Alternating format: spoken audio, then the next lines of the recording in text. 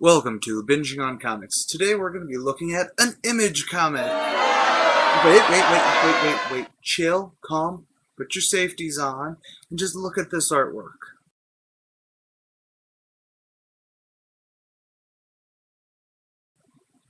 Now, see? We know the accuracy of certain reviewers and the Image hate bandwagon. Today's series is Girls, created by the Luna Brothers and published by Image Comics. Girls don't like boys, girls like cards and money. Boys will laugh at girls when they're not funny. Girls is about a small town cut off from the rest of the world during an alien invasion. It's been done. But this alien invasion story is about busty egg-laying, flesh-eating, naked women. To be fair, this is less about an alien invasion story and is more akin to The Walking Dead, where the fact that there's an alien invasion or a zombie outbreak is backseat to the characters interacting and surviving. At the start, we follow Ethan Daniels, a man pushed to that special kind of anger that only women can cause, as he finds a strange naked chick on his way home. He tries to find out her name or anything about her, but nope, she takes a ride on his disco stick. But don't worry, this just leads to the foreseeable event of her laying eggs and that grow and hatch into exact human-sized duplicates of her the next day. Needless to say, here's where things go sideways, and now there's a horde of sex-crazed women terrorizing the town. From there, the story becomes a tale of survival, but with a lot more emphasis on characters interacting and the tension between the sexes, and honestly, most of the story and the impact thereupon would get lost in summary. The creators, writers, and artists on Girl are the brilliant duo of John and Josh Luna. The Luna Brothers got their start in 2004 by blindly submitting a synopsis and some of the art for Ultra to Eric Larson. And since then, they've been dishing out some great works like The Sword or Spider-Woman Origin. I've yet to really read any of their work that hasn't looked beautiful and have been incredible reads.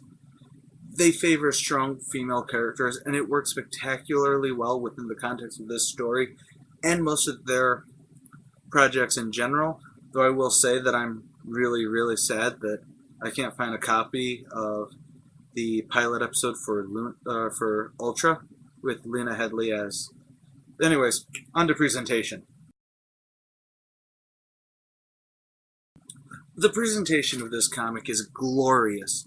The art isn't an overtly detailed as Jim Lee's or as artistically beautifully spectacular as Alex Ross, but it doesn't hinder the story. I know a few people who feel that the art is standard or neutral to the storytelling, and I'd agree with them. I know, I did say the art was glorious, and it's not because the panels themselves come off as high art, but because the art plus the writing makes it just that great. See, the story itself doesn't glorify any of the characters, so the artwork works best with me in context. I know I'm probably reading too deep into that, but because they aren't drawn to stunning perfection, it makes them more human. Without the omnipotent boxes of narration, Girls has a very cinematic feel, because you aren't hopped out of the narrative to be told why Ethan's become fed up with women or why Nancy acts the way she does. It all shows through the art with looks and action and dialogue.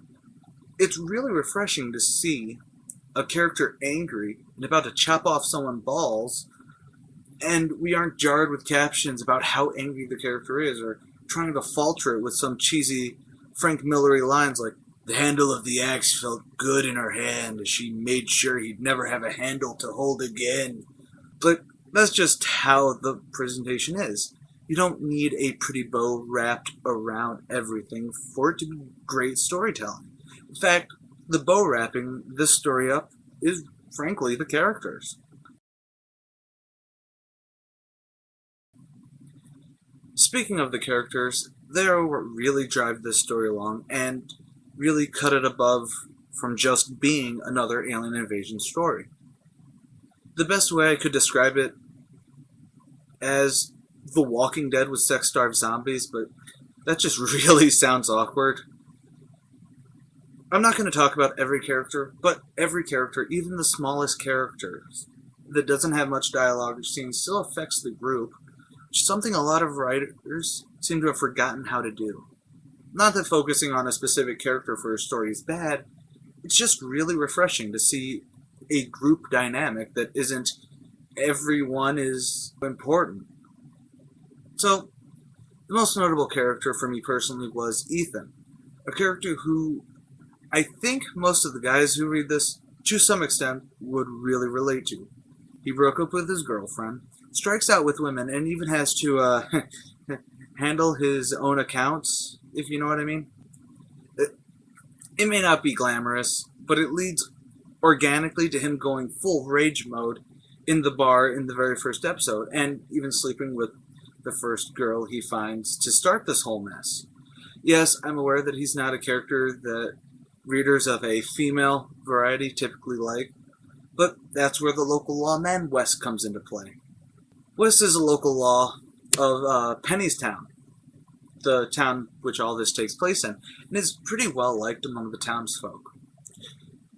In ways, not seeing the inner workings of his life, as we saw with Ethan, he does come off as a guy that women would want to be with.